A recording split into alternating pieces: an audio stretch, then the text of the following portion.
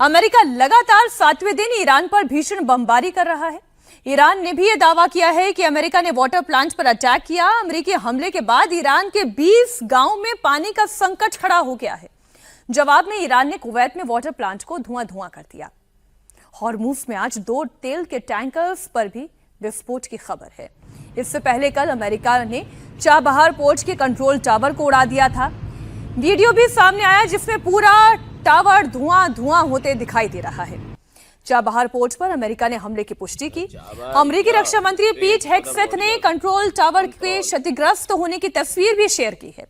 पिछले 1 हफ्ते में इस टावर पर यह तीसरा हमला है।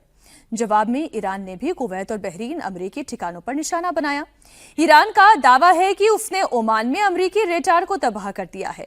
अमेरिका के जमीनी हमले की धमकी के बाद ईरान ने चेतावनी दी है कि अगर अमेरिका ने जमीनी हमला किया तो ईरान कुवैत और बहरीन में घुस जाएगा और वहां मौजूद अमेरिकी सैन्य ठिकानों को तबाह कर देगा। लेकिन इस बीच ट्रंप ने जीत का दावा कर दिया।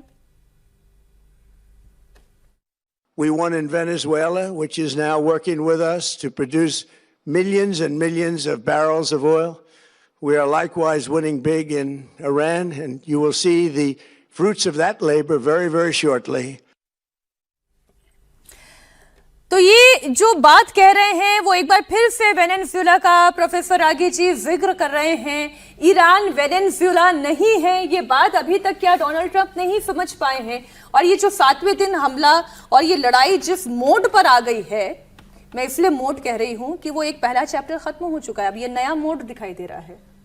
देखिए वेनेजुएला के भी वेनेजुएला के हैंगओवर से ये बाहर नहीं निकले हैं। उनको लगता था कि ईरान भी वेनेजुएला होगा और हम सभी को लगता था कि ईरान शायद बहुत देर तक लंबी देर तक नहीं लड़ पाएगा।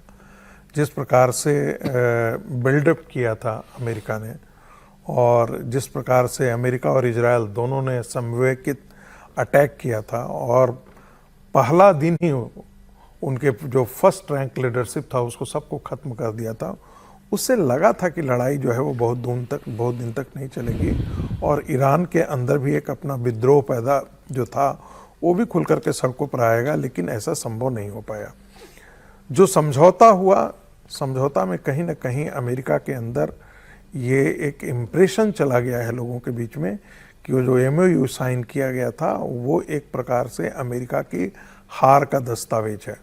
और लगभग यही बात ईरान के लोगों के लिए भी था।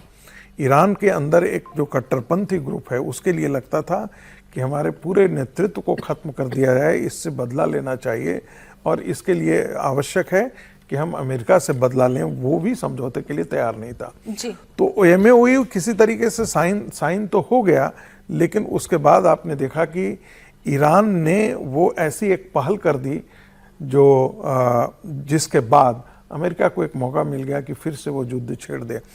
अब जो हो रहा है वो बड़ा खतरनाक दौर में आया है। पहले तक अमेरिकन बेसेस पर था या ईरानियन मिलिट्री बेसेस को अटैक किया जाता था, चाहे उसके ड्रोन के बेस हों, चाहे वो उसके मिसाइल बेस हों, उसके न्यूक्लियर प्लांट के अगल बगल वो बॉम्बिंग किया था। लेकिन अब जो है वो इंफ्रास्ट्रक्चर को अटैक किया जा रहा है। तो वाटर सप्लाई को है, इलेक्ट्रिक सप्लाई को, पूल को, रेलवे ब्रिज को उड़ा देने की धमकी ट्रंप ने दिया है। यदि ऐसा होता है तो इसका असर फिर हमको देखने को मिलेगा कि कुवैत के अंदर भी है, बहरीन के अंदर भी है। क्या Iran Kuwait, Bahrain, Qatar, Oman जो है इन सब पर अटैक, दुबई के पर अटैक करेगा? क्योंकि बहुत सारे दुबई में जो अमेरिकन जो ऑफिसेज हैं, अमेरिकन बड़ी बड़ी कंपनियों के ऑफिसेज हैं, क्या उनको अटैक करेगा? क्या उसको चोट पहुंचा करके अमेरिका को धक्का देने की कोशिश करेगा?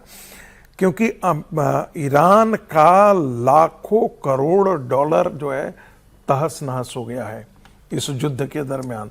तो उसकी इकोनॉमी को तो अमेरिका ने पंगु लगभग कर दिया है। आने वाले दिनों में यदि ये चीज़ें चलती रहती है तो ईरान की जो आर्थिक हालात है वो बहुत जर्जर हो जाएगा।